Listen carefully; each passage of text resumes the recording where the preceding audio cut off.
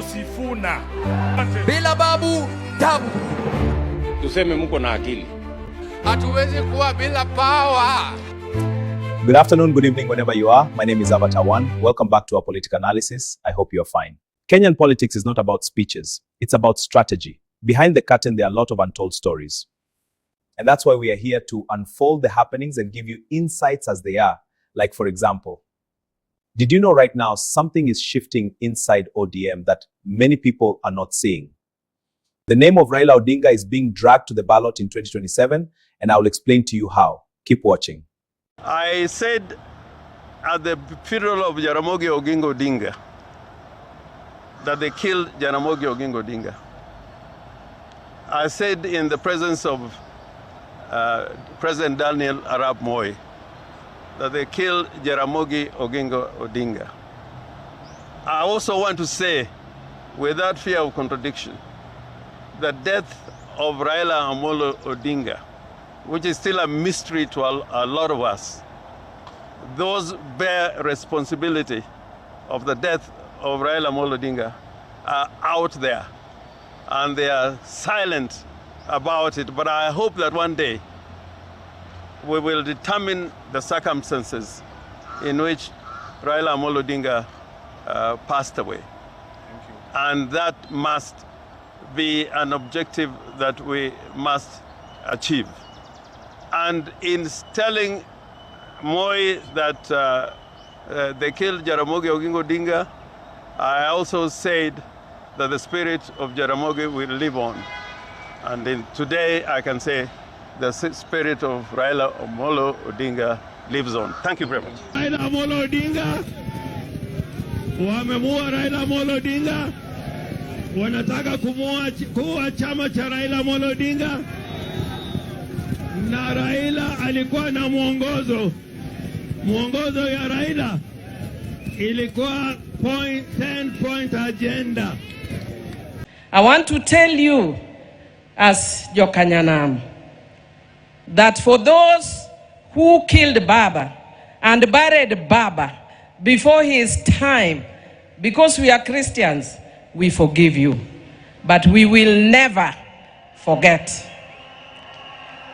But we also want to tell you,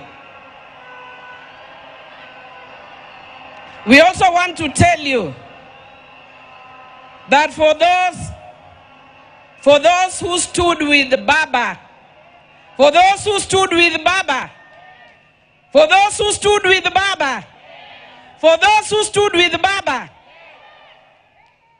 we shall never forget. So a narrative is being created that Raila was killed. And over time, his followers will have to choose which team to support, whether to move with his perceived killers or the people who pretend to fight for his legacy. That's Kenyan politics for you. Yeah. The other person who was threatened by William Ruto and the threat was executed was Raila Odinga himself. He said with his own mouth, and we have all the quotes, from the threats to Sifuna to the threats to Raila, that he will be sent to Bondo quiet and without talking. That is exactly what happened. Mimi naenda salimu watu wangu. Salimu Kenya, mimi nakufa, lakini mimi nakufa kwa niaba ya Wakenya. Kwa hivyo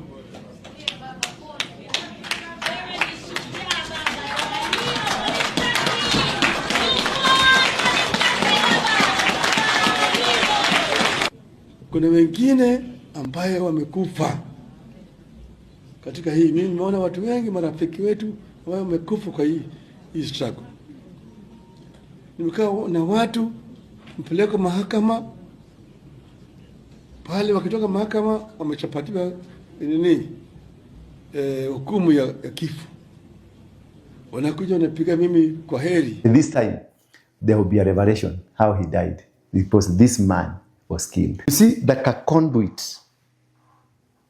So the whole system that led to Raila's death, it is a web, a system, a systematic web, which until today has caused the family, the Oginga family, to fight. Now we have Winnie's wing, we have Oburu's wing, we have Orengo's wing, we have Babu wing, and all these wings, it's like they have been subjected to a fight. They are fighting together, fighting each other. You see, there is a warfare in the family, a warfare in the party, and a system to cover the entire death of Raila. But with the time, things will be zanza kujitokeza tu pole pole. With the time, everything. Now what Aida has done, he has opened a can of worms. And then now a new discussion, fresh discussion will come up. And this time, there will be a revelation how he died. Because this man was killed. In politics, there are no accidents. Everything is well scripted and executed to achieve a specific objective. Unajua Tom Mboya? Ndio. Alikufa mwaka gani? 1969. Ndio. Wakati alikufa, mke wake alipewa kazi gani? Hii kazi ambayo Mama Aida amepewa. The same office. Same office. What are you trying to say? Unajua huko? Namjua. Wakati alikufa, mke wake alipewa kazi gani? Yatafakari. Sasa mimi kuna siku ule mama anaitwa Ruth Odinga. Naam. Kwa matanga ya baba aliongea very emotional. Alipenda sana ndugu yake, by the way. He is a genuine woman mwenye alipenda ndugu yake ni huyo Ruth. Alisema ati when I switched off the machine, I knew Kenya had lost.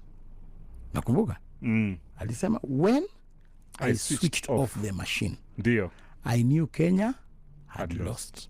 Inamaanisha baba alikuwa kwa ICU ama mahali penye wali switch off machine. Unajua kwa ICU kama mambo imeenda wanaletanga ni lazima family member ndio akuje azime hiyo machine. Ndio. So unajua hiyo procedure. Dio. So inamaanisha Ruth huyo ndio ali switch off. Lakini baba unajua kukufa kwa machine. So anasema alikufa akiresuscitatiwa. Hayakuwa kwa machine ya ICU. So inamaanisha kwamba Ruth alikuwa na baba wakati wake wa mwisho, si ndio? Na alikuwa anapanda ndege akienda huko India kufanya nini kutoka hapa Kenya. Kama ulikuwa na baba wakati wa mwisho, tena umepanda ndege na Murkomen unaenda India, unaenda kuchukua baba. Sasa sisi tunauliza mbona serikali ingetaka tuone mwili wa baba airport tungeona. Lakini sasa si waliingiza watu paka kwa runway wakaenda paka ndani ya ndege wajaloka kalia paka juu ya ndege ikakuwa confusion wakasema hapana acha tupeleke. So you are prepared to participate in politics of who killed Baba in 2027 and forget about development. Kenyans have a lot of unanswered questions about how our late brother Raila Amolo Odinga left us. They have a lot of questions. And so Jim was very categorical. Alisema Raila aliuawa. In order to deal with that lingering issue, na tukiwa mbele ya congregation hii and before the presence of God himself, I would want to suggest pawe na thorough inquest so that Kenyans can know the truth.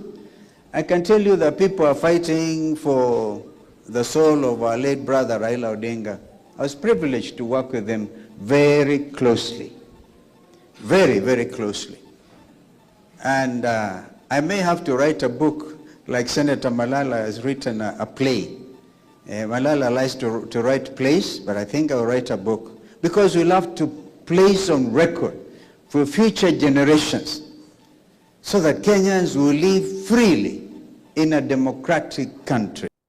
I can confirm to you that majority of Kenyans will buy this narrative and vote out of emotions. It is going to be sad.